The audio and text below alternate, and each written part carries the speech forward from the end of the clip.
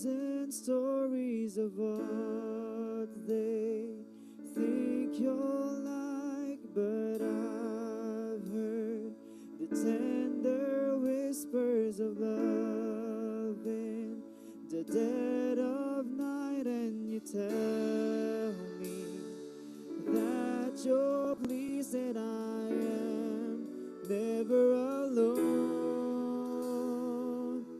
You're a good, good Father. It's who you are. It's who you are. It's who you are, and I'm loved by you. It's who I am. It's who I am. It's who I am. I've seen many searching for answers far and wide, but I know we're all searching for answers. Only you provide, 'cause you know just what we need before we say a word. You're a good, good Father. It's who you are. It's who you are. It's who you are, and I'm loved by you. It's who I am. It's who I am. It's who I am. You're a good, good Father. It's who you are. It's who you are. It's who you are, and I'm loved by you. It's who I am.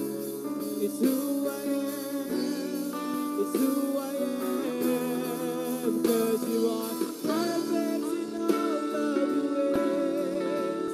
You are perfect in all of your ways. You are perfect in all of your ways to us. You are perfect in all of your ways. You are perfect in all of your ways. You are perfect in all of your ways to us. Oh, it's love so undeniable. I can hardly speak. Peace so unexplainable. I can hardly think as you call me. Deeper still as you call me. Deeper still as you call me. Deeper still into love. Love, love, you're a good, good Father. It's who you are. It's who you are. It's who you are, and I'm loved by you.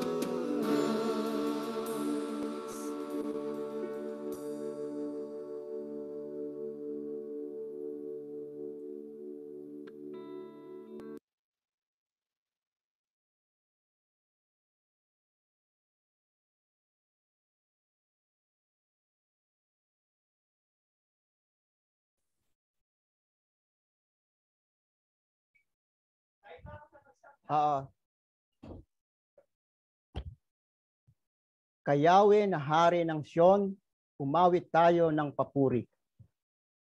Sa lahat ng bansa, ang ginawa niya ay ipagbunyi.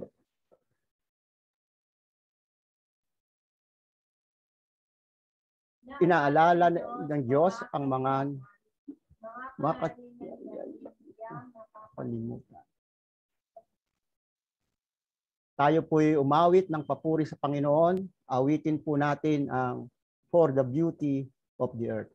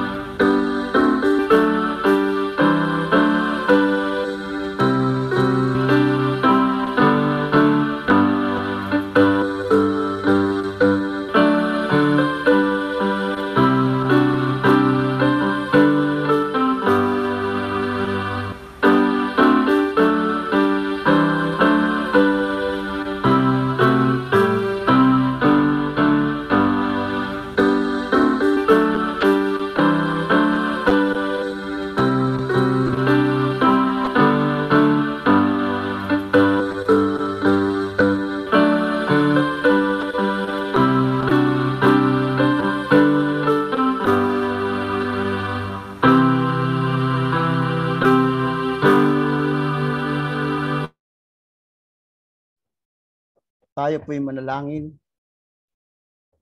O dakila naming Ama na siyang lumikha, bawat sa amin, tunay pong pinupurit, pinasasalamatan ka namin sa araw na ito. Maraming salamat, Panginoon, dahil muli mong ipinakita sa amin na hindi hadlang ang mga pangyayari sa aming kapaligiran upang hindi kami magpurit magpasalamat. Dakilang Diyos, naniniwala po kami na ikaw ay kasama namin. Ang iyong banal na Espiritu ay nasa bawat isa sa amin, na nasa bawat tahanan, na nagkakaisa po kami, na sumasamba, nagpapahayag ng pasasalamat at nagpupuri sa iyo. Dakilang Diyos, hayaan niyo po na ang aming pagsambang ito ay maging katanggap-tanggap sa iyo.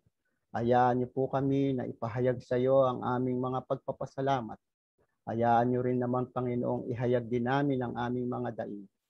Sapagkat naniniwala po kami, Panginoon, ikaw lamang po ang siyang makapagbibigay sa amin ng kaaliwan at kapanatagan. Hayaan niyo po, Panginoon, sa mga panahong pagsamba namin ngayong umaga, kumilos ka sa amin. Hayaan mong buksan ang aming mga puso. Hayaan mo, Panginoong, ipunawa mo sa amin ang layunin mo pa sa aming mga buhay. At huwag kaming manghinawa na patuloy na maglingkod, maging mabuti sa harapan mo at sa aming kapwa. Ilang Diyos, patuloy niyo pong gabayan ang bawat isa sa amin. Hayaan mo po, Panginoon, na makita namin ang kagalakan na kami sumasamba, nagpupuri sa iyo. Ito po ang aming panalangin sa pangalan ni Jesus. Amen.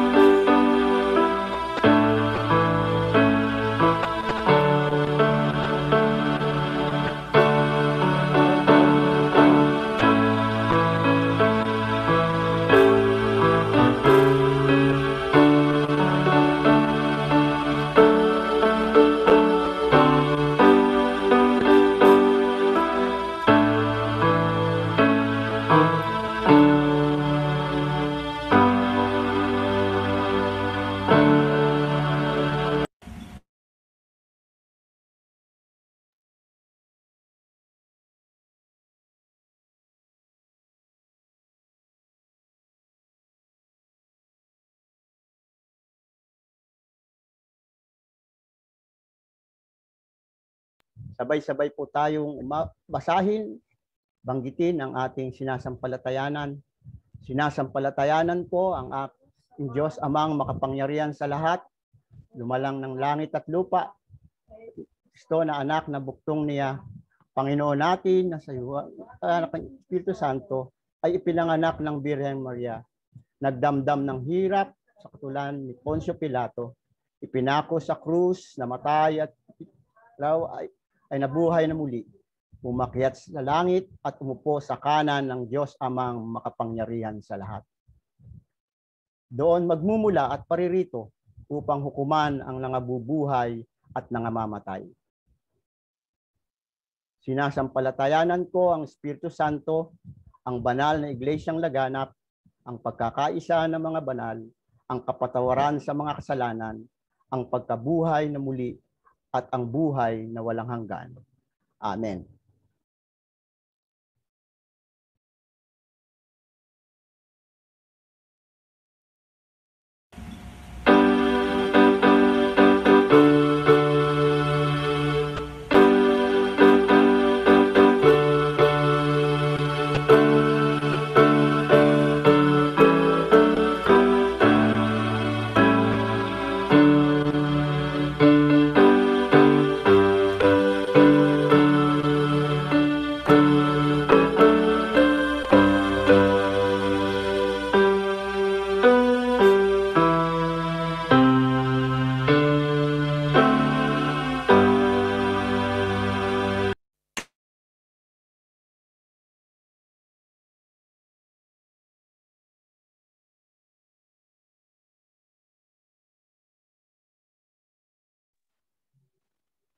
Ayan.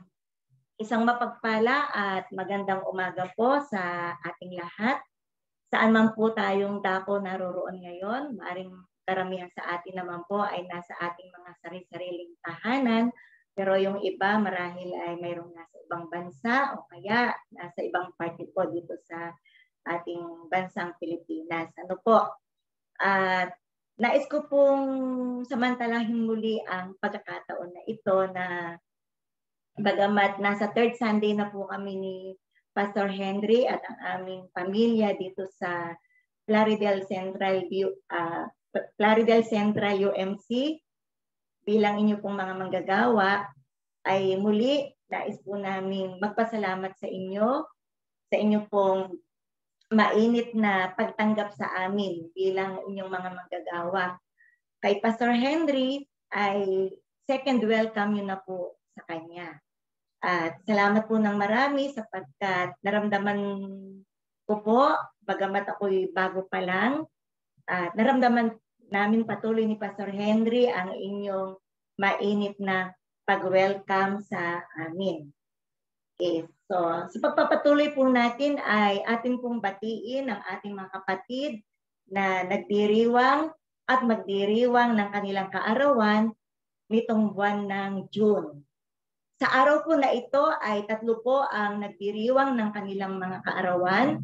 June 20, si Myrene Villa, Princess Kylie Salonga, Aramay Ranices. At bukas naman po, ang magdiriwang ng kanyang kaarawan, June 21, ay si Yvonne Gail Mercado. At sa June 22 naman po, ang magdiriwang ng kanyang kaarawan ay si John Cyron. At sa 23 po ay si Lance Gabriel Asis, 2 po sila, si Catherine Castillo. At sa 24 naman po ay si Erwin Bernardo at si Ziel Ken de la Cruz. Happy birthday po sa inyong lahat. At sa 21 naman po ay mayroong bukas, magdiriwang po ng kanilang wedding anniversary. Si Mr. and Mrs. Sandy and Maricel Tuazon. Pagpalain po kayong lahat ng ating Panginoon sa mga magdiriwang ng kanilang mga kaarawan at nagdiriwang ngayon. At gayon din sa magdiriwang ng kasal ng kanilang anibersaryo sa araw ng bukas.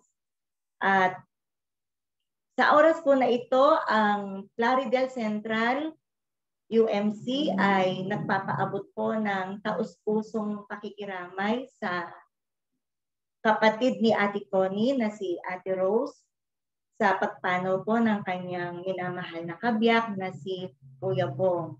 Nawa po ang kapayapaan, kapanatagan na nagmumula sa ating Panginoon ang siya po maranasan ng inyong pamilya sa panahon po ito ng inyong pangungulila sa inyong mahal sa buhay na nauna ng kinuha ng ating Panginoon.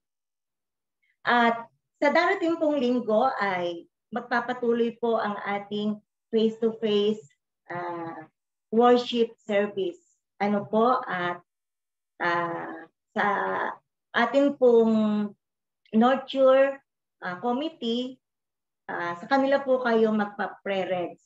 At salamat po sa ating nurture committee sa kanilang pagsusumikap, sa kanilang pong pagsasaayos upang maitaguyod ng may katagumpayan ng ating pong pagpapatuloy ng pagsamba, mapa-online man or mapa-face-to-face man po. Ano po, salamat sa Panginoon sa buhay ng ating mga kapatid na ito na bagamat sila ay mga kabataan pa lang, talagang makakakitaan na po sila ng kanilang pagsusumikap na mapaayos po yung ating pagsamba. At ngayon naman po ay special day dahil po pinagdiriwang natin ang Father's Day. Happy Father's Day po sa lahat ng mga tatay, sa lahat ng mga papa, sa lahat ng mga ama at mga lolo. Ano po, palakpakan po natin lahat ng mga tatay natin sa Plaridel Central UMC. Ayan po, marami pong salamat at patuloy po kayong pagpalain ng ating Panginoon ang mga makabagong bayani, ano po, ang mga tatay ng ating tahanan o ang mga ama ng ating tahanan. Sige po, tayo po ay magpapatuloy sa oras na ito sa pamamagitan po ng ating pagdulog sa ating Panginoon.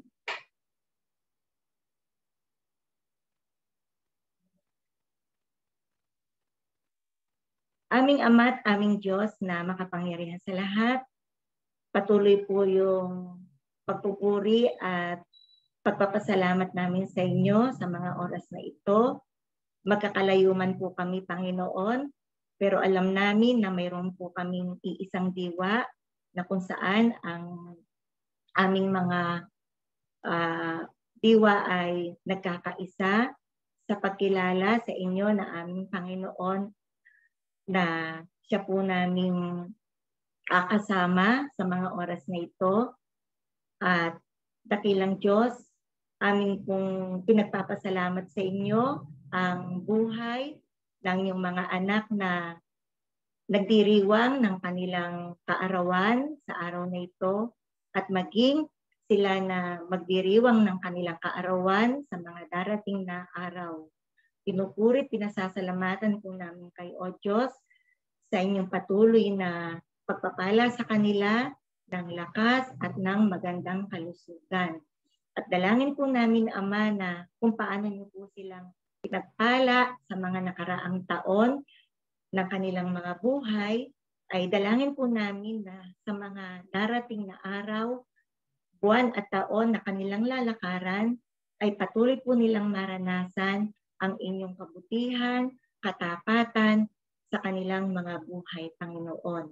At dalangin namin, dakilang Diyos, anuman po ang panalangin ng kanilang mga puso, ito po ay inyong patagpuin at tugunin ayon sa inyong kalooban. At pagpalain niyo po sila ng magandang buhay at malusog na pangangatawan.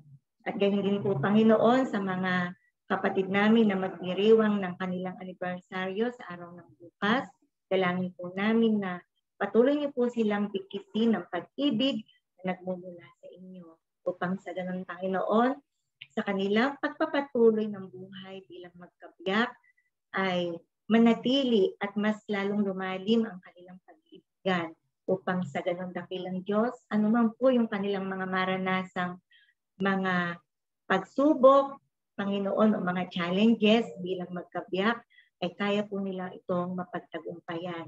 Dahil sila po, Panginoon, ay mayroong ang pag-ibig nila, Panginoon, ay nananatili sa puso ng bawat isa sa kanila.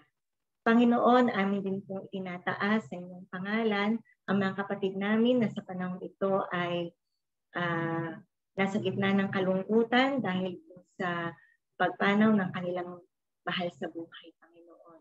Amin pong dinadalangin ang buong sambahayan ni Ate Rose, dakilang Diyos, nawa po ay kapayapaan, kapanatagan ng puso, kaaliwan, na nagmumula sa inyo, O Diyos, ang kanila pong maranasan. At nawa, patuloy po nilang ipagkatiwala sa inyo ang kanilang mga nararamdaman at ang kanilang lahat ng mga kalungkutan, Panginoon, upang ito ay mapalitan nga po ng kagalakan sa kabila ng ganitong pangyayari sa kanilang buhay. At maranasan nga po nila na kayo, O Diyos, ang may hawak ng kanilang mga buhay. At Panginoon, salamat din po sapagkat ang araw na ito ay espesyal, sapagkat pinagdiriwang namin ang Father's Day. Salamat ng marami, O Diyos, sa buhay ng lahat ng mga ama ng tahanan. Salamat, Panginoon, sa mga tatay na kung saan ay sila po yung tumatayong haligi ng tahanan. Salamat, Panginoon, sa lahat ng kanilang mga pagpapagal, sa lahat ng kanilang mga pagsusumikap, sa lahat ng kanilang mga sakripisyo, sa lahat ng kanilang mga ginagawa, Panginoon, para masuportahan ang kanilang pamilya at higit sa lahat, Panginoon, upang sa ganun, Panginoon, ay ang kanilang tahanan o ang kanilang pamilya ay maging matibay at maging matatag. Maraming salamat din po, dakilang Diyos, sa pananampalataya ng bawat ama ng tahanan, sapagkat dahil sa pananampalataya nito, Panginoon, ay ang kanilang mga anak, mga mahal sa buhay, Panginoon, ay nagkaroon ng pagkakilala sa inyo. Dalangin namin, Panginoon, na patuloy niyo pong pagpalain ang mga ama ng tahanan, bigyan niyo po sila ng maayos at magandang kalusugan, kalakasan na nagmumula sa iyo, Panginoon. At nawa sa araw na ito, maranasan nila, maramdaman nila na sila po ay tunay na pinapahalagahan ng kanilang mga mahal sa buhay, Panginoon. Na sila po, Panginoon, ay espesyal. Makapagpalain niyo po sila, dakilang Diyos, at patuloy na ang inyong pong katapatan at ang inyong kabutihan ang kanilang maranasan. At sa pagpapatuloy po ng aming pagsamba sa oras na ito, O Diyos, kayo po ang patuloy na maghari sa amin. Sa pangalan ni Jesus, ito po ang aming dalangin. Amen.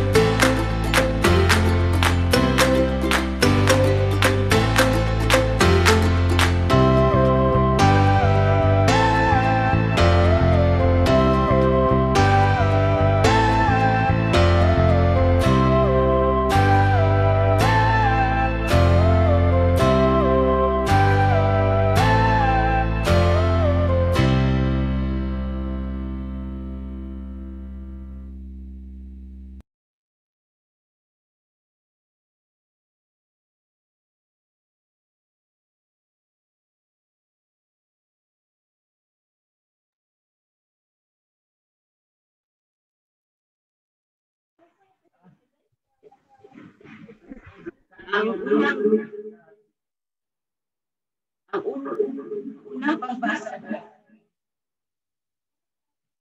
unang pagbasa po ay matatagpuan sa unang Samuel, Kabanatang 17, mga talatang 1a, 4 hanggang 11, 19 hanggang 23, 32 hanggang 49. Ang mga Pilistiyo'y nag-iipon-ipon sa Soen, sa lupain ng Huda upang digmain ang Israel. May isang mahusay at matapang na mandirigma ang mga Filistiyo. Siya ay buhat sa Gat. Ang pangalay Goliath. May 9 na talampakan ang kanyang taas, tanso ang kanyang helmet. Gayon din ang baluti na tumitimbang sa 166 libra. Tanso rin ang baluti sa kanyang binti at hita. Gayon din ang tabak na nakasakbat sa kanyang balikat. Ang tagdan ng sibat niya ay sinlaki ng baras ng kariton at bakal naman ang ulo nito na tumitimbang ng 20 libra. Nasa unahan niya ang kanyang tagadala ng kalasag. Sumigaw si Goliath sa mga Israelita, "Bakit kailangan pang maglaban tayong lahat? Pumili na lang kayo ng ilalaban sa akin. Kapag ako'y natalo, alipinin ninyo kaming lahat. Ngunit pag siya naman ang natalo, kayo ang aalipinin namin. Hinahamon ko kayo mga Israelita. Pumili kayo ng ilalaban ninyo sa akin." Nang marinig ito ni Saul at ng mga Israelita, nasiraan sila ng loob at natakot. Ang 3 anak ni Jesse ay kasama nga ni Saul at ang mga Israelita sa lambak ng Ela at nakikipaglaban sa mga Filisteo. Kinabukasan, maagang nagbangon si David. Pinagbili niya sa iba ang mga tupang inaalagaan at nagpunta sa lugar ng labanan. Taglay ang pagkain padala ng kanyang ama. Nang dumating siya roon, palakad na ang buong hukbo at inihiyaw ang kanilang sigaw pandigma. Nagharap na ang mga pangkat ng Israelita at mga Filisteo. Iniwan ni David ang tagapag-ingat ng kagamitan, ang kanyang dala, at tumuloy siya sa larangan upang tingnan ang kanyang mga kapatid. Samantalang sila'y nag-uusap, tumayo na naman si Goliath sa unahan ng mga Filisteo at hinamon uli ang mga Israelita. Narinig ito ni David. Pagdating kay Saul, sinabi ni David, "Di po tayo dapat masiraan ng loob dahil lang sa Filistiyong yon. Ako ang lalaban sa kanya." Sinabi ni Saul, "Hindi mo kaya ang Filistiyong yon. May gatas ka pa sa labi, samantalang siya ay isang kilabot na mandirigma." Ngunit mapilit si David. Sinabi niya, "Ako po ang nag-aalaga ng kawan ng aking ama. Kapag may isa sa mga tupang inaalagaan ko ay tinangay ng mga leon o oso, tinutugis ko ito at inaagaw ang tupa. Kapag hinarap ako, hinahawakan ko siya sa panga at pinapatay. Marami na po akong napatay na leon at oso. Mapapatay ko rin po ang Pilistiyong yon, pagkat ang hinahamak niya ay ang hukbo ng Diyos na buhay." Dinugtong pa ni David, "Ang Diyos na nagligtas sa akin sa kuko ng mga leon at mga oso, ay siya rin magliligtas sa akin sa Pilistiyong iyon." Kaya sinabi ni Saul, "Kung gayon, labanan mo siya at patnubayan kalawa ni Yahweh." At ipinasuot niya kay David ang kanyang kasuotang pandigma, ang helmet at ang kanyang baluting tanso. Pagkatapos isinakbat ni David ang tabak ni Saul at sinubukang lumakad. Ngunit hindi siya halos makahakbang pagkat hindi siya sanay sa ganitong kasuotan. Kaya sinabi niya kay Saul, "Hindi ko na po gagamitin ang mga ito." At hinubad niya ang nasabing kasuotan. Pagkatapos, dinampot niya ang kanyang tungkod. Namulot siya ng 5 makikinis na bato sa sapa. Isinilid sa kanyang supot na pampastol at lumakad upang harapin si Goliath. Si Goliath naman ay lumakad ding papalapit kay David. At sa hulihan ng tagapagdala ng kanyang sandata. Nang makita niyang si David ay musmos, hinamak niya ito at takot siyang tinanong, "Anong akala mo? Aso ba ang lalabanan mo at tungkod lang ang dala mo?" At si David ay sinumpa ni Goliath sa ngalan ng kanyang Diyos. Sinabi pa niya, "Halika nga dito nang maipakain kita sa mga ibon at mga hayop." Sumagot si David, "Ang akala mo'y sabat, tabak at balaraw, ngunit lalabanan kita sa ngalan ni Yahweh, ang makapangyarihang Diyos ng Israel na iyong hinahamak. Ibibigay ka niya sa akin ngayon. Pupugutin ko ang ulo mo at ipapakain kita sa mga ibon at mga hayop, pati ang iyong mga kasamahan. Sa gayon, malalaman ng daigdig na ang Diyos ng Israel ay buhay. At makikita ng lahat na narito na makapagliligtas si Yahweh kahit walang tabak at sibat. Siya ay makapangyarihan at ipalulupig nga kayo sa amin." Nagpatuloy ng paglapit si Goliath, patakbo siyang sinalubong ni David, habang dumudukot ng bato sa kanyang supot. Nirador niya si Goliath at tinamaan ito sa noo. Bumaon ang bato at si Goliath ay padapang bumagsak.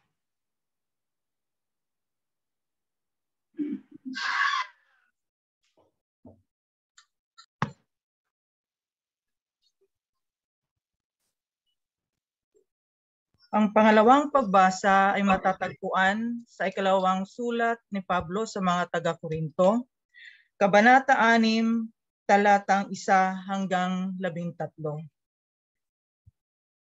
Yamang kami mga katulong sa gawain ng Diyos, nakikiusap kami sa inyo na huwag ninyong sayangin ang kagandahang loob na ibinibigay sa inyo ng Diyos, sapagkat sinasabi niya, sa kaukulang panahon ay pinakinggan kita. Sa araw ng pagliligtas, sinakluluhan kita.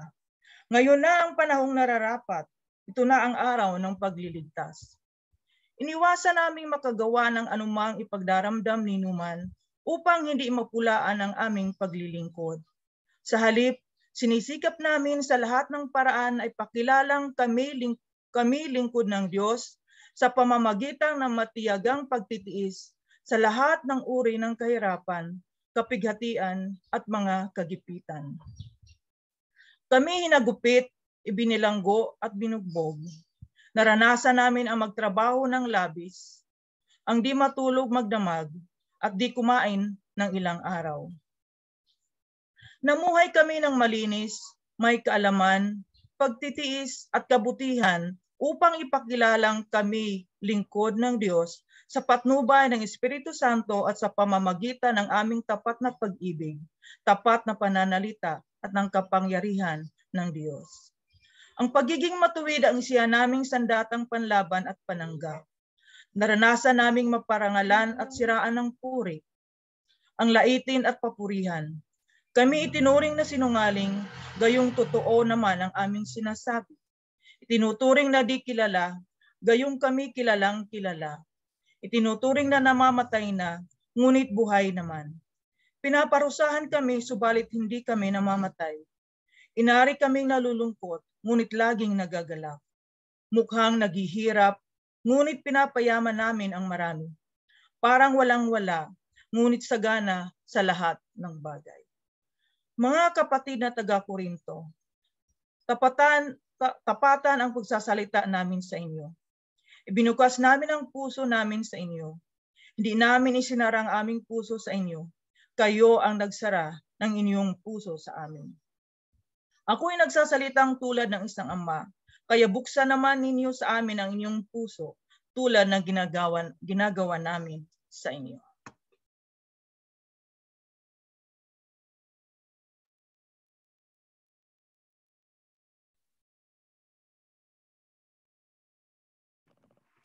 Ang ebanghelyo po ay matatagpuan sa aklat ng Lucas, Kabanata 15, mga talata 11 hanggang 24.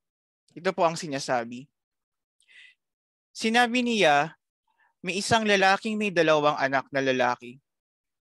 Ang nakakabatang anak ay nagsabi sa kanyang ama, Ama, ibigay mo sa akin ang bahagi ng mga ari-arian na nauukol sa akin. Binahagi ng ama sa kanila ang kanyang kabuhayan.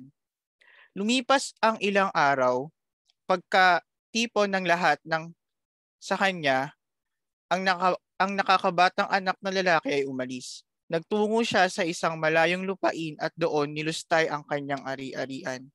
Siya ay namuhay ng magulong pamumuhay. Ngunit nang magugol na niya ang lahat, nagkaroon ng isang matinding tagutom sa lupaing iyon at nagsimula siyang mga ilangan. Humayo siya at sumama sa isang mamamayan ng lupaing iyon. At siya ay sinugo niya sa mga bukirin upang magpakain ng mga baboy.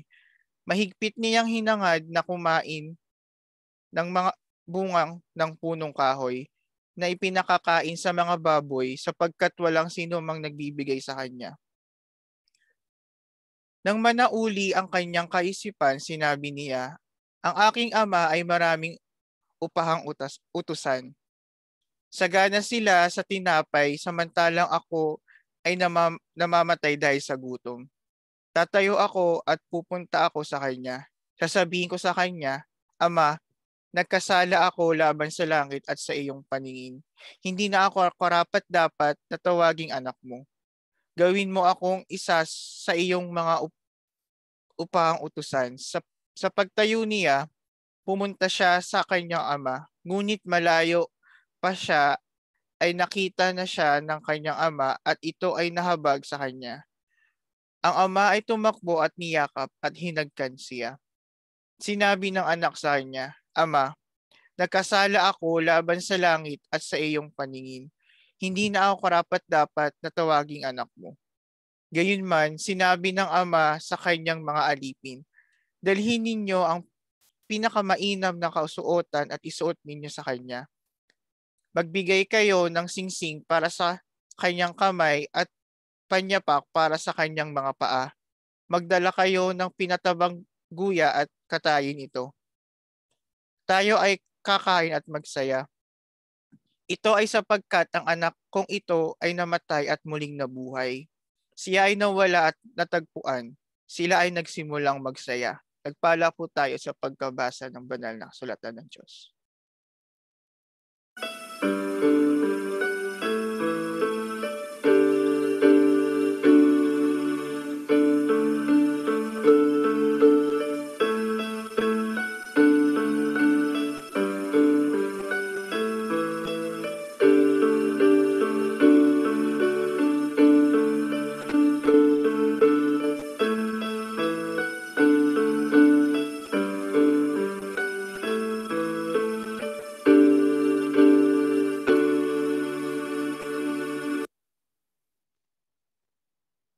Okay, magandang umaga po sa kanilang lahat.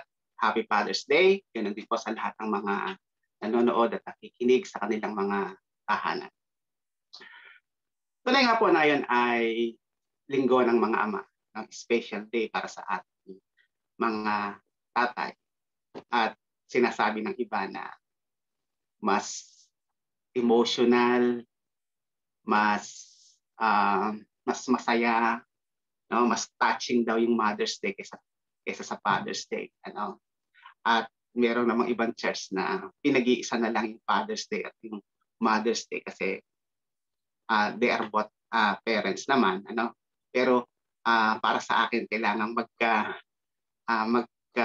iba talaga ng date, ano, para mabigyan ng pansin ang father at yung mother, kasi pag pinagsabay talo yung father kasi kung ating titingnan halos mostly ay makaina, no, yung mga anak.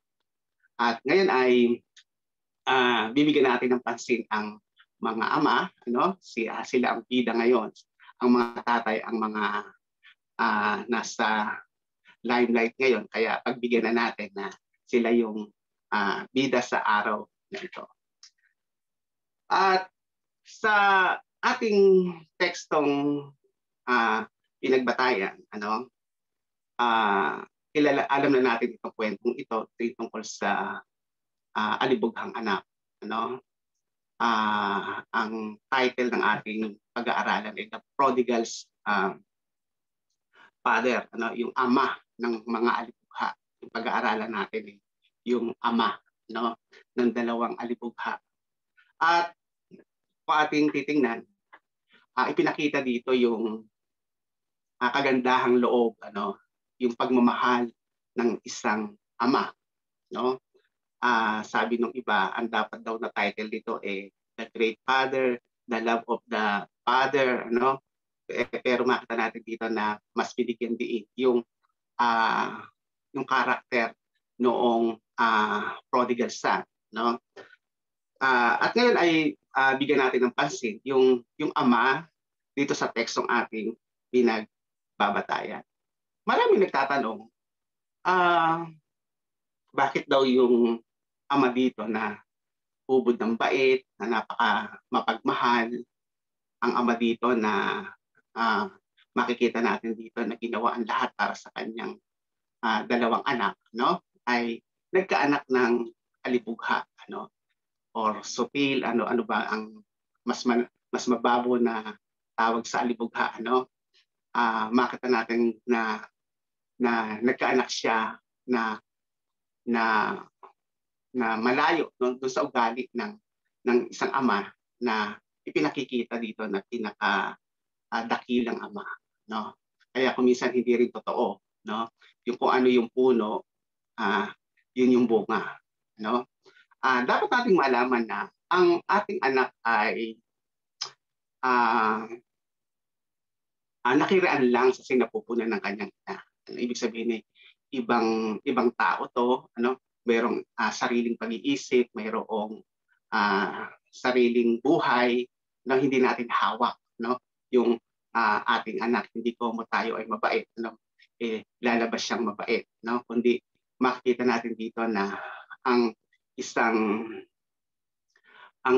nilalang, ano, ay isa unique, ano? May sarili siyang pagkakaiba, meron siyang pagkakaibang buhay, no? Hindi pwedeng mamana, hindi lahat ay namamana, kundi may lumalabas din talaga na nakakaiba, no? At hindi katulad ng ating ugali, no? Kaya makikita natin dito na ito yung isang bagay na dapat nating malaman, no? Kung tayo man ay nagkaroon ng anak na tinatawag na lumihis ng landas, no? Hindi natin kasalanan yun, o huwag natin sisihin yung ating sarili, kasi maging si David, ano, na napaka malapit sa Panginoon, pero he is not a good father kasi nga yung kanyang mga anak ay nag-aaway-away, naglalaban-laban, at si Absalom nga na kanyang anak ay pinagtangkaan pa siyang patayin, no? Ibig sabihin ay kuminsan hindi ganoon, ano, na lumalabas yung ine-expect natin sa ating mga anak.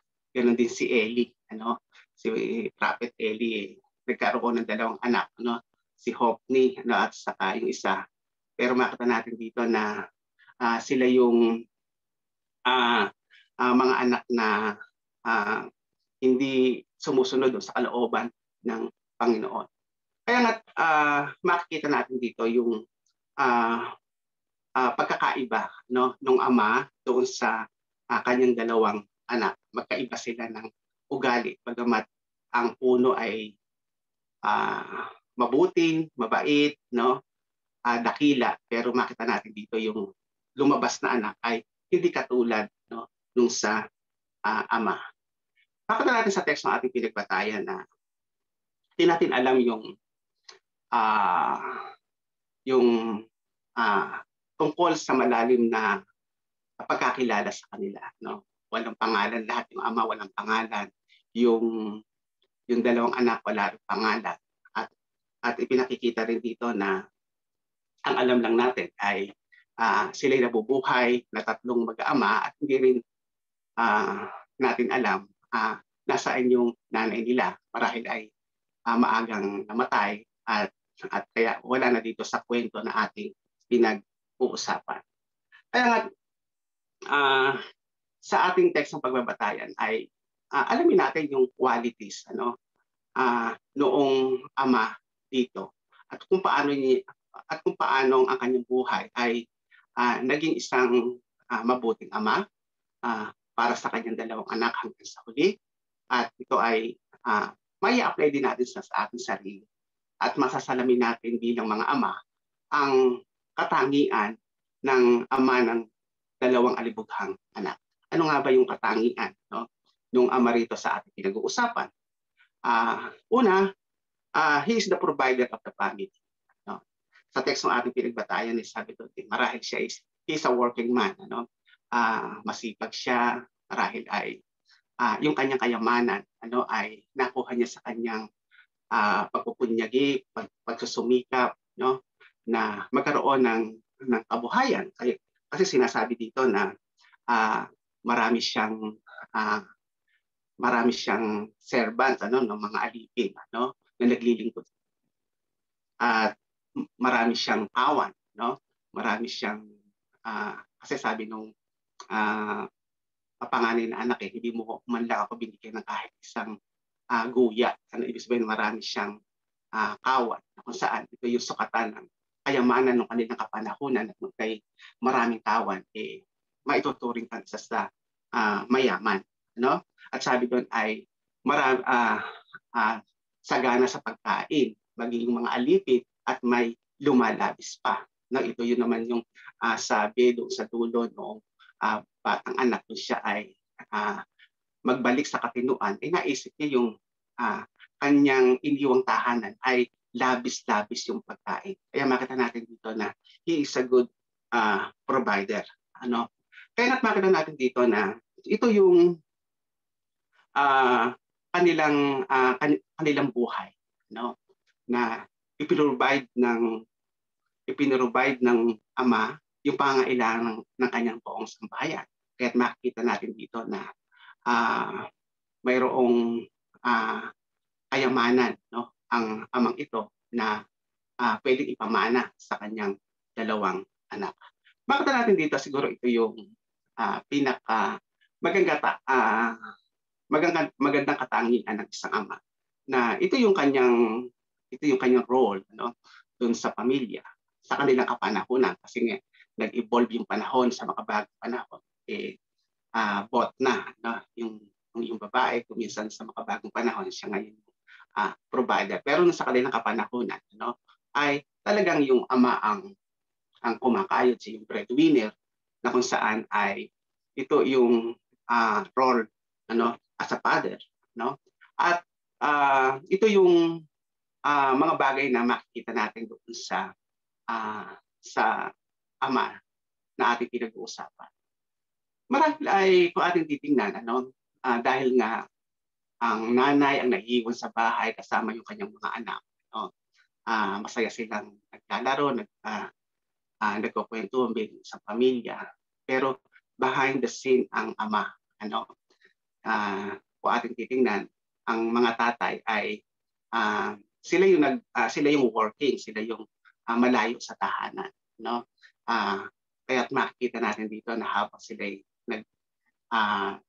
nagkakasayahan, ang ama naman ay nagpupunyagi sa kanilang pagtatrabaho upang mabuhay yung kanyang pamilya. Siya yung unsung hero, na limot na bayani kung minsan hindi natin na-appreciate at na-recognize na sa kabila nung absence of the father doon sa pamilya, siya naman yung nag-iisip at nagpupunyagi kung paano makapag-uwi ng kabuhayan, kung paano magkakaroon ng magandang pamilya, ng kabuhayan yung kanyang pamilya. Kaya't makikita natin dito yung father, bagamat hindi siya wala siya sa limelight, wala siya sa spotlight. Pero makita natin dito na siya yung nag-iisip kung paanong bubuhayin yung kanyang pamilya. Kaya nga, ito yung makikita natin doon sa katangian ng ama. He's a great provider ng kanyang pamilya, na ibinigay niya yung pangangailangan ng kanyang pamilya. Pangalawa, hindi lang yung kabuhayan, no, yung iniisip noong nung ama dito sa ating text na pinagbabatayan, kundi He's provided an inheritance for their children. Iniisip din niya yung maipamamana niya sa kanyang dalawang anak kung sakali siya ay mamatay. Makita natin dito na ito yung isa sa madalas nating mabasa sa Biblia na yung panganay na anak na lalaki, may double portion ng mamanahin. At yung younger son, isang parte lamang siya. Kaya nga yung matandang, yung panganay na anak, siya yung bahala sa kanyang tatay. Aantayin niya itong mamatay upang makuha niya yung kanyang mana. At habang hindi ito namamatay, sa kanya yung responsibility ng buhay ng kanyang ama. Kaya nga ito yung pinag-umpisahan ng gulo, yung mamanahin. Kaya makita natin dito hiningi noong younger son, yung kanyang mana. Kuminsan ito yung pinag-aawayan minsan ng magkakapatid, yung mamanahin. At makita natin dito may mga nagpapamana ng maaga, meron naman talagang nagpapamana na pagka namatay na, mapalad yung mga anak na may kabuhayan ng kanilang mga magulang na may pagpapartihan sila pagkatapos, kasi ako walang namana, kaya mapalad yung mga anak na may iniintay na mamanahin, kaya nga ito yung kultura nila, na pagkamatay ng kanilang ama ay may nakahandang inheritance, para sa kanilang mga anak, Pero ang pinaka the best, na pamana ay hindi daw kayamanan, hindi bahay, hindi lupa, hindi kasangkapan, kundi yung pananampalataya, Kasi ito yung naglalas forever, Ibig sabihin ay kung maituturo natin yung pananampalataya sa kanila, ito yung magdadala sa kanila sa buhay na walang hanggan, magiging tama yung kanilang pamumuhay dito sa lupa, at hindi magiging issue yung pera kung sila ay lumalakad sa katuwiran. Kaya nga, ano nga ba, sabi bilang mga magulang, ano nga ba yung legacy natin sa ating mga anak? Ano nga ba yung maiiwan natin sa kanila? Mas mainam kung merong pang cash, merong naipamana pa rin natin yung ating pananampalataya sa kanila. Pero makita natin dito na ang ama dito sa ating pinag-aaralan ay isang good father, sapagkat gusto niya pag nawala na siya ay nasa mabuting kalagayan yung kanyang mga anak. And then, pangatlo, makita natin dito na kinilala nung ama yung nais ng kanyang anak.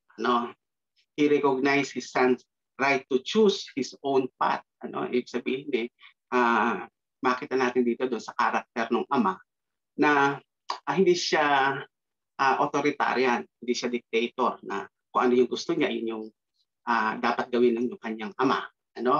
Makita natin dito na nandoon yung kanyang isang pusong ama na kung ano yung kanyang gusto ng kanyang anak ay ibibigay niya. Hindi dahil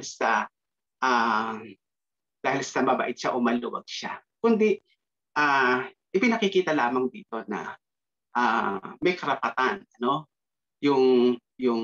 yung ama na ibigay yung gusto ng kanyang anak, kung ito yung makaliligaya sa kanya. Pero makita natin dito sa bandang huli ay may dahilan ang ama kung bakit ibinigay niya yung kagustuhan ng kanyang ama na lumayo. At makita natin dito na hiningi nga yung kanyang mana, yung younger son, yung pusong anak ay hiningi yung kanyang mana. This is the most disrespectful, shameful na character na ginawa nung nung batang anak, no, na hindi pa patay yung kanyang ama, ay hinihingi na yung kanyang mana. Sa kanilang kapanahunan, parang sinabi nung bunsong anak na sana mamatay ka na para makuha ko yung aking mana. No? Sa brutal na salita, ganun ang gustong mangyari ng bunsong anak. Ano? Pero dahil sa kahit ito ay hindi kalugod-lugod sa kultura at sa anumang saan man natin tingnan, hindi maganda yung ginawa noong bunsong anak na kinuha na agad yung kanyang mana. Pero ibinigay pa rin ito, no, ng kanyang ama. No? Makita natin dito na ipinakikita lamang dito na ang bawat tao ay may kalayaan. No? Yung may sariling pag-iisip, ano, bahala siya. Pero ang para sa ama ay gusto niyang matuto, ano, yung kanyang anak sa kanyang desisyon, sa kanyang pipiliing desisyon, sa kanyang tatahaking buhay. No, sige, ibibigay ko sa iyo to at kung ikay magtatagumpay, okay, pero kung ikaw naman ay magpe-fail, ay matuto ka doon sa lesson learned, ano, na matututunan mo kung ikaw man ay mabigo. No, kung minsan ay ayaw nating makita yung ating anak na nahihiwalay sa atin. Ayaw natin silang nakikitang nabibigatan, nahihirapan. Ayaw natin silang nakikitang gumagawa ng mabigat. Ano? Pero kuminsan ay kailangan kuminsan na matutunan nila, no, na makihamok sa buhay nito kasi kawawa naman sila kung hindi sila matututo. Ano? Kami, alam niyo naman na isa lang yung anak namin, si Isaac. No? Isa lang. Ano? Noong nag-aaral yan, hatid sundo yan kasi nga nag-iisa. No? Pero naisip namin na kawawa naman kasi hindi siya street smart. Ano ibig sabihin lalaki siya nang hindi sanay sumakay sa jeep, ano, hindi sanay makipag-palyahan doon sa mga taong sumasakay sa jeep, ano. Makita natin dito na darating ng isang araw na wala siyang alam, ano.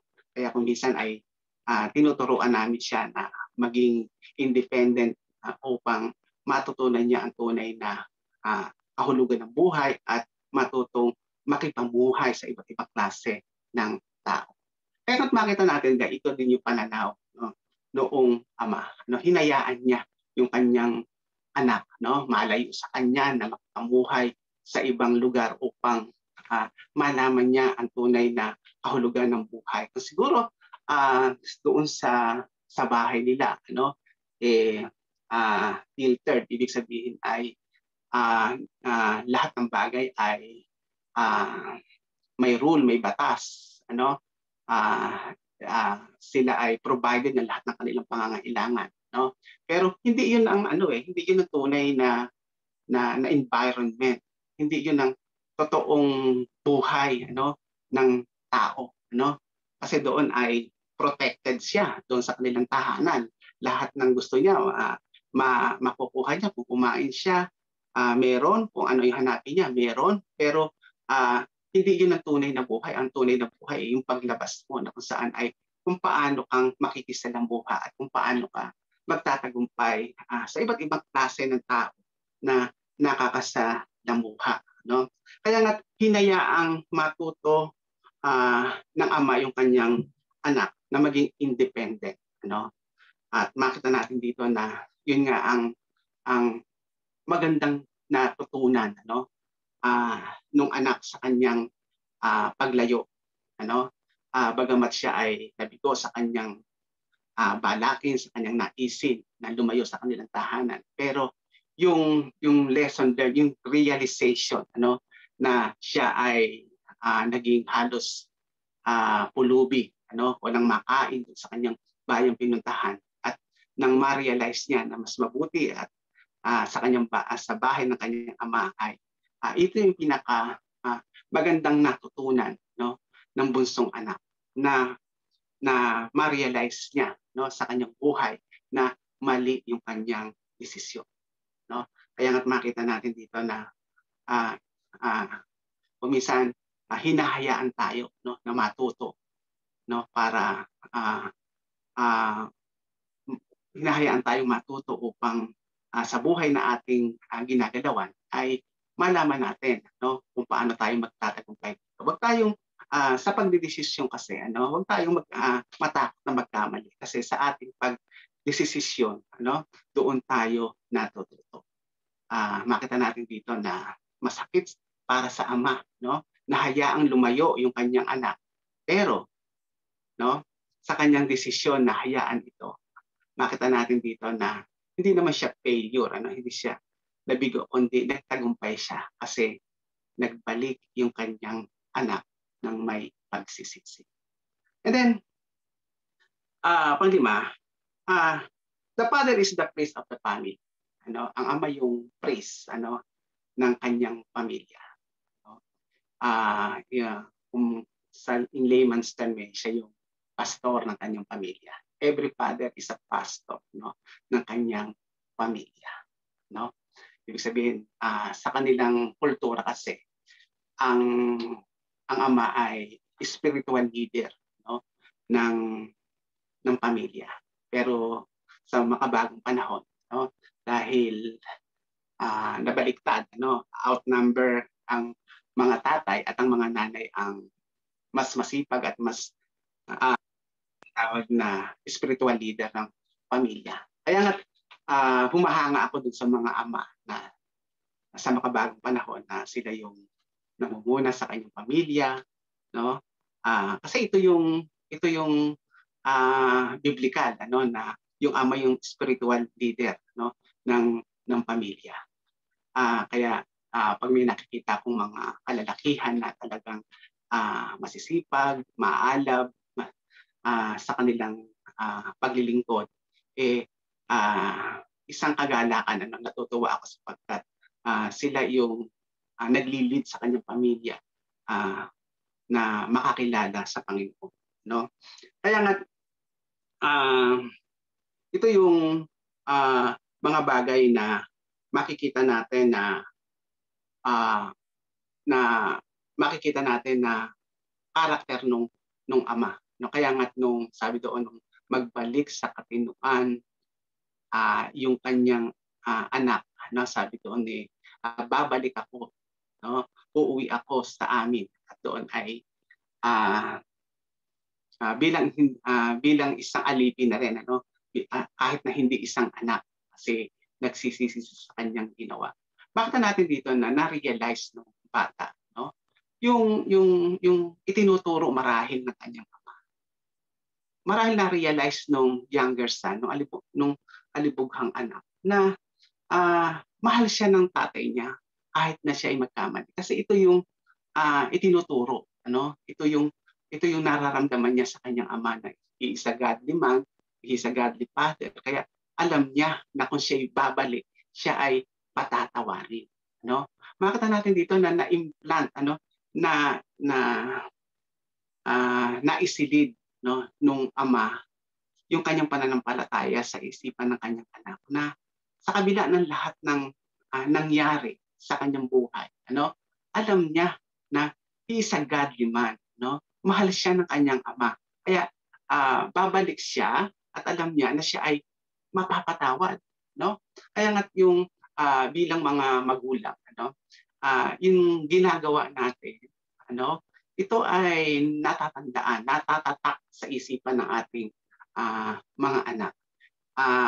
Maybe hindi natin makita ngayon yung mga sinasabi natin sa kanila, yung ipinangangaral natin sa kanila, pero pagdating ng panahon, kung sila ay may pamilya na, ma-realize nila yung mga sinasabi natin sa kanila, yung mga ginagawa natin na natatandaan nila, no? Na tayo ay inaaya, ginigising upang magsimba, nagbibigay tayo ng panahon para sa Panginoon, at anumang nasa atin, ito yung muli natin ibinabalik sa Panginoon. Natatandaan nila yun. Kaya nga darating ang isang araw na yung naging buhay natin ay magiging buhay din nila. Kaya nga ito yung isang karakter ng isang ama na he is the priest ng kanyang pamilya. Siya yung pastor ng kanyang pamilya na yung kanyang sinasabi, yung kanyang ginagawa ay dapat ay maipamana o ma-implant niya doon sa isipan ng kanyang mga anak. Kung ano daw yung ginagawa natin, yun din ang kanilang magiging character. Kaya kung tayo ay faithful sa paglilingkod, magiging faithful din sila. Kung hindi naman gaano, ay ganon din yung resulta. What you sow is what you reap. Kung ano daw yung tinanim, yun din yung aanihin natin.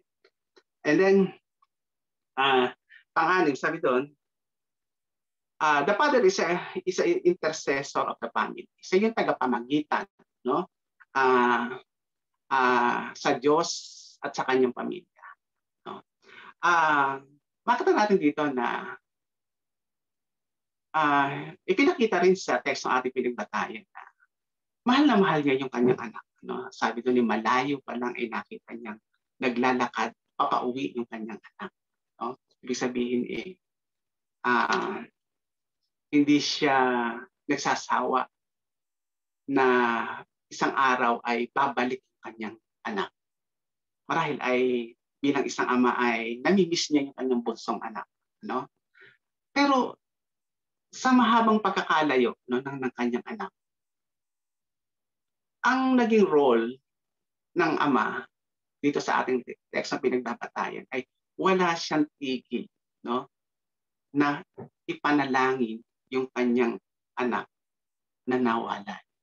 Iisa an intercessor sa kanyang anak.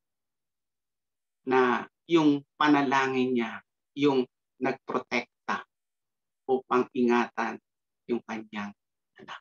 Kaya mapalad yung mga anak na ang kanilang mga magulang ay mga Kristiyano, mga mananampalataya, sapagkat sila yung intercessor, namamagitan sa atin, sa Diyos. Hindi natin alam na habang tayo ay natutulog, yung mga anak, nililihan tayo, ini-extend ng ating mga magulang yung kanilang mga kamay at tayo ipinapanalangin. Sa araw-araw nating pagpasok, pag-alis sa bahay, wala silang bulong, wala silang hibig sa kanilang mga puso na tayo ay ingatan kung tayo ay nasa labas. At mapalad yung mga anak na ipinapanalangin ng kanilang mga magulang sapagkat kung ano man ang narating natin ngayon, dahil sa panalangin ng ating mga magulang. Yung mag-exam lang tayo, walang ginawa ang ating mga magulang kundi ipanalangin upang tayo makapasa. Hanggang sa tayo ay makapag-asawa, sana makapili tayo ng tamang tao, tamang asawa para sa ating anak. Hindi natin alam na walang ginawa yung ating mga magulang kundi manalangin ng best para sa atin. At kung tayo man ay nagtagumpay ngayon, ito ay dahil ang ating mga magulang ay nag-intercede sa ating mga buhay. Huwag nating kalilimutan yan. Kung ano man tayo ngayon ay dahil sa walang tigil na pananalangin ng ating mga magulang. And then, makita natin dito na bumalik yung bunsong anak mula sa kanyang paglalayas. Na-realize niya na mali siya, kaya sabi ko babalik ako sa aking ama. At makita natin dito na sa kabila ng kanyang ginawa, isang kalapastanganan yung kanyang ginawa, na kinuha niya yung kanyang mana. Pero sa kabila noon ay nandoon yung pagkamis ng kanyang ama na siya'y sinalubong ng kanyang ama nung siya'y nakitang pabalik na sa kanilang tahanan. Makita natin dito na para man namang nagpadala ng limpak-limpak na salapi yung anak na bunso na ito, para bang nagpadala ng napakaraming package doon sa kanyang pamilya at sinalubong pa at pinaghanda pa, binigyan ng sinelas ng singsing bilang pag-welcome sa kanya. Kaya siguro wala dito yung mother kasi kung nandoon yung ina, sasabihin sinasabi ko na nga ba, no? Ayan, siguro pinagtatalakan na ito ng ina. Pero makita natin dito na no condemnation. Ano ibig sabihin? Wala man lang panunumbat, wala man lang salitang nagbula sa kanyang ama tungkol sa kanyang ginawa, no? Ito yung magandang bagay na makikita natin, ano? Kung meron mang nagkasala o anumang bagay na nangyari sa isang tahanan, ano? Kung ito nangyari na, wala nang ungkatan, wala nang sumpatan, wala nang condemnation, wala nang sisihan, ano? Kasi ito minsan yung nagiging sanhi ng awayan ng pamilya, no? Yung bang napakatagal nang nangyari pero uungkatin pa, sasariwain pa. Kasi ito noon ganito ano? Kasi ikaw kung nag-aral ka ng sana mabuti, sana tapos ka na. Kung sana kung hindi mo ginawa yun, sana mayaman na tayo, sana nabubuti yung ating buhay, sana hindi tayo nagkaganito, no? Kasi kung mananatili tayo nagsisisihan, wala, yun na lang yung cycle ng ating buhay na tuwing magagalit tayo, tuwing tayo ay wala sa mood, binabalikan at inuungkat natin yung mga nakaraan, ano? Wala nang patutunguhan ang ganung relasyon. Kung matanda na tayo ay naaalala pa natin yung mga masasakit na nangyari sa ating buhay, na hindi na tayo makamove on, hindi na natin malimutan yung mga bagay, no, na ginawa sa atin ng isang miyembro sa ating pamilya. Kaya nga makita natin dito na hindi niya hinusgahan, hindi niya tinalakan, ano, hindi niya inungkat yung mga pangyayari niya. Wala nang salitaan, no? Yung sabihin, yung pagtanggap niya at pagsalubong niya sa kanyang anak, it means a lot. Ano, ibig sabihin, pinatatawad na kita, ano, halika rito, no, bumalik ka na, no? Ibig sabihin, yung gesture, yung action na yon ay nangangahulugan ng napakaraming kahulugan na hindi na kailangang banggitin, no? Hindi na kailangang pag-usapan pa, hindi na kailangang ungkatin pa, hindi na kailangang sariwain pa. Ang mahalaga, ano? Nandoon yung kanyang anak na humihingi ng tawad, nagbalik na namatay na pero nabuhay na mag-ulit dahil sa kanyang pagsisisi at muling pagbabalik. Ganun din sa pamilya, ano? Walang perfect family, ano? Nagkakasala ang anak, nagkakasala ang nanay, nagkakasala ang tatay, ano? Pero kung tayo ay totoong nagpatawad na sa mga ginawa ng bawat isa, no? Ay muling mabubuo ito, no? Kung hindi na uungkatin ang mga bagay na nagawa ng bawat isa. And then makita natin dito na he loved, no, their children, ano, equally, no? Magkaiba yung magkapatid. Yung bunso brutal, ano, na ayaw niya sa kanyang sa poder ng kanyang tahanan. Gusto niya ng kalayaan kaya siya ay umalis. Yung kapatid naman, ano, na panganay ay nanatili sa bahay. Pero punong-puno ng hinanakit yung kanyang puso nung marinig niya na may party sa kanilang bahay, no? Ayaw niyang pumasok, no? Kasi sabi niya siya hindi man lang ipinagpatay kahit nagbuya, no? Pero nung bumalik yung lumustay ng lahat ng kayamanan ng kanyang ama, ipinagdiwang pa, pinagparty pa, no? Kaya makita natin dito na yung panganay na anak ay nabuhay sa kasama ng loob, nabuhay sa hinanakit, nabuhay sa bitterness, sa kapaitan, no? Bagamat siya kasama ng kanyang ama, nandoon yung hinanakit, no? Yung sama ng loob sa kanyang ama, no? Kaya parehong prodigal to, parehong alibugha ito, no? Yung isa showy, bagamat ito ay reserved, ano? Pero may dinaramdam pala sa kanyang puso, no? Nagseselo siya, naghili siya, no? Naiinggit siya doon sa kanyang batang bunsong kapatid. Kaya nga habang kapiling niya yung kanyang ama, no? Ganun yung kanyang damdamin, no?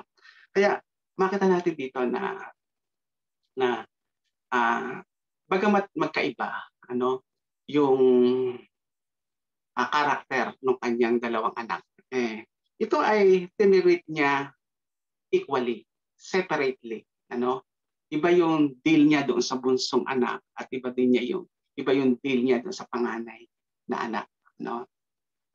Dahil magkaiba nga sila.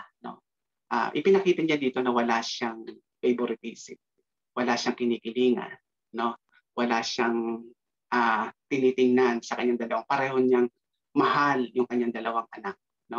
Kaya nga makikita natin dito na doon sa huling sa kwento, doon sa huli ay makita natin na ipinakita ng ama yung kanyang equal, pantay na pagmamahal sa kanyang dalawang anak na magkaiba ng karakter, na hindi masasabi ng bawat isa na mas mahal yung isa, kundi he deal separately, kung ano yung karakter ng kanyang anak. Kung meron tayong 10 anak, 10 klaseng ugali yun, at i-deal natin ito, ayon doon sa kanyang karakter. Kaya magkakaiba yung magkakapatid, magkakaiba yung magkakapatid, magkakaiba ng ugali, magkakaiba ng temperament yan. At yung magulang, sabing yung bang siya ay tinitreat niya ito separately. Kaya mahirap yung buhay ng magulang kasi kung magiging bias ka dun sa isa, na magagalit naman sa iyo siya kung may 10 kayo, kasi sasabihin mas mahal mo yung isa, mas mahal mo siya. Pero ang totoo ay pinipilit na tansyahin ng magulang na walang makahihigit yung pagmamahal nila sa bawat isa. Pantay-pantay yung pagmamahal ng magulang sa kanyang mga anak. At kadalasan, mas mahal ng magulang yung kung sino yung pinakawala. Kasi sino pa ang magmamahal doon? Sino pa ang magpapaala doon? Maliban doon sa magulang na hindi naman maunawaan ng mga may kayang anak. Bakit lahat na lang na ibinibigay natin pera, ibinibigay naman doon sa wala. Maunawaan natin na bilang magulang, ayaw niya na may madedihad, kundi pinupunan ng magulang yung pagmamahal doon sa mga less fortunate, doon sa mga walang pagkakataon na kanyang mga anak. Pero ang mga magulang ay parehas. They are fair. They are just, na walang favoritism, walang makikitang mas mahal niya yung ibang kanyang mga anak. Mga kapatid, tunay nga po, makita natin ang karakter dito ng ama, na ito rin yung gustong makita sa bawat isa sa atin. Bagamat iba na ang takbo ng buhay ngayon, iba na, pero makita natin dito na pwede din natin i-adapt yung karakter ng ama dito sa ating kwentong pinag-aaralan. Mga kapatid, Happy Father's Day. Sa pangalan ng Ama, ng Anak at ng Espiritu Santo.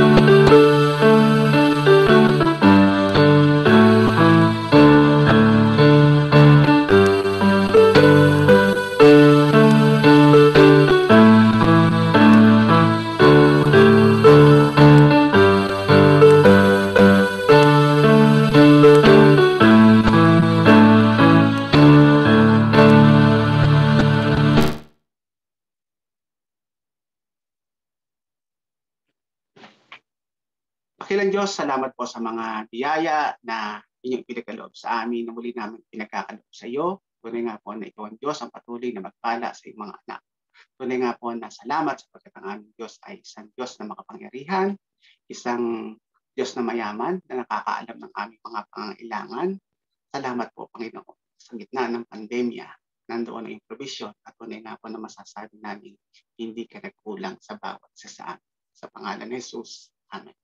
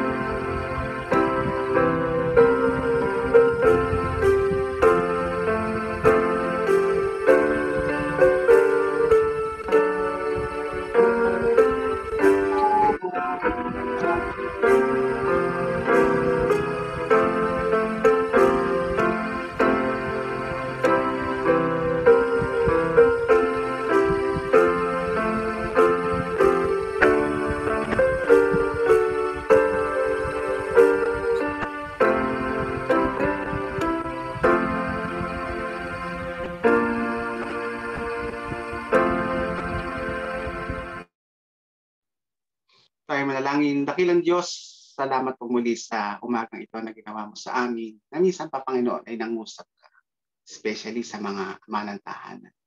Tunay nga po, Panginoon, na ikaw ang Diyos ang patuloy na gumawa sa kanilang buhay. Tunay nga po, Panginoon, na bigyan mo sila ng lakas upang matugunan ang pangangailangan ng kanilang pamilya.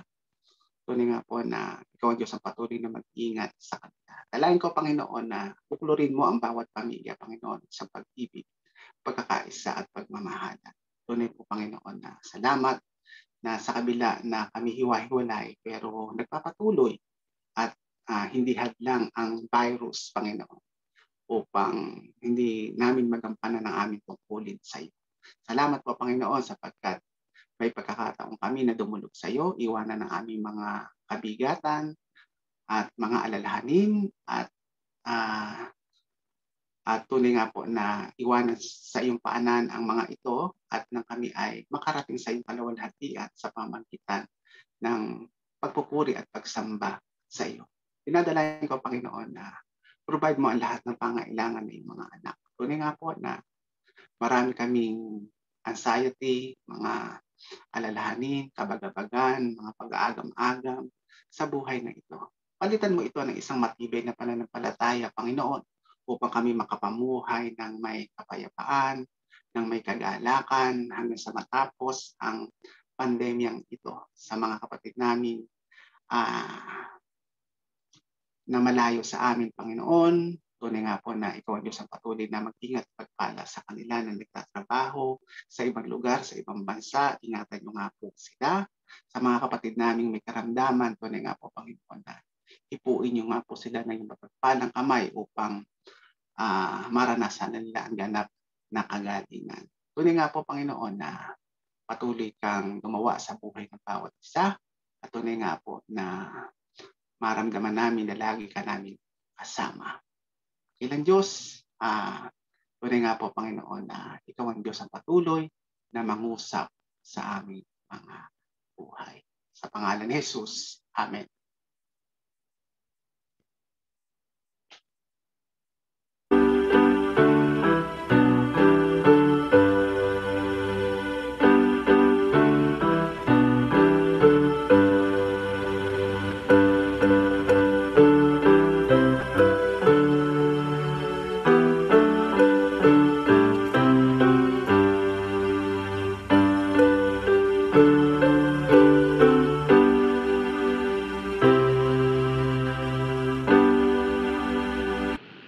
At ngayon, tanggapin natin ang masaganang habag, pagpapala, pag-ibig ng Diyos Ama. Ang patuloy na pakikipisan, pagtuturot kaaliwan ng banal na Espiritu sa ating kalagitnaan, at ang patuloy na pagliligtas sa Kristo na ating Panginoon mula pa nung una, ngayon at magpakailanman. Amen.